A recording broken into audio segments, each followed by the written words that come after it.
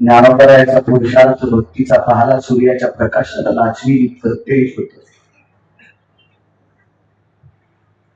महाराज चांगल्या चांगल्या पैशावाल्याला नाचवायची ताकद जिच्यात होती, वाकवायची ताकद जिच्यात होती, ती फक्त ज्ञानोबरायाच्या पुढे दंडवत केला. वाकणे म्हणजे दंडवत केला.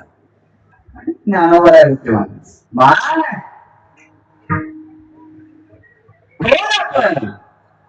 ही वारांगडीची कन्या.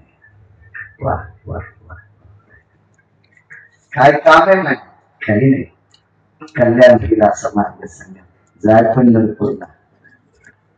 आणि बाबाजी ज्ञानोबरायचं ऐकून कानोपात्रा आईसाहेब पंढरपूरला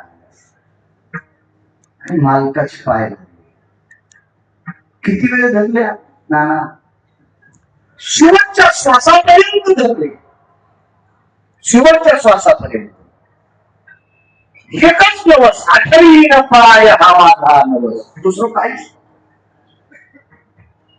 डोळ्याने एकदा त्याला पाहिलं, अंतःकरणात धूप घेतलं, त्याच्या पायावर डोकं ठेवलं. कायमची सवय. पण आपली लोक होती तिथं.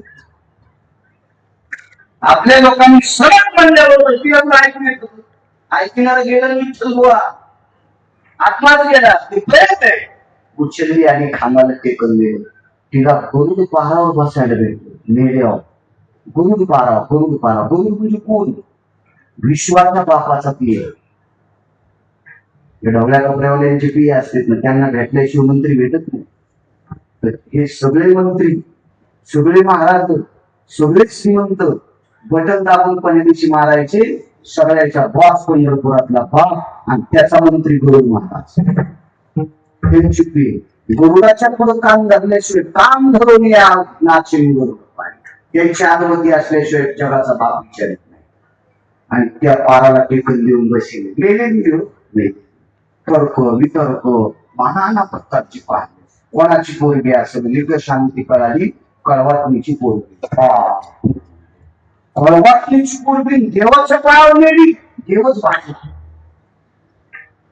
गोमूत्रानं धुवा, दुधानं धुवा, मधानं धुवा. हा अजून परमात्मा आहे की कुठे पाठवत असतो. त्याचं दर्शन घेतल्या वाटकीत होते.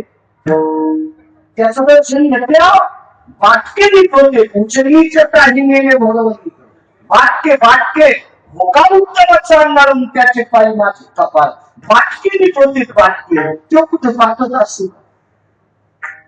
अनंत शास्त्री नावाची पुजारी होऊन गेली. प्रभावशाली होते.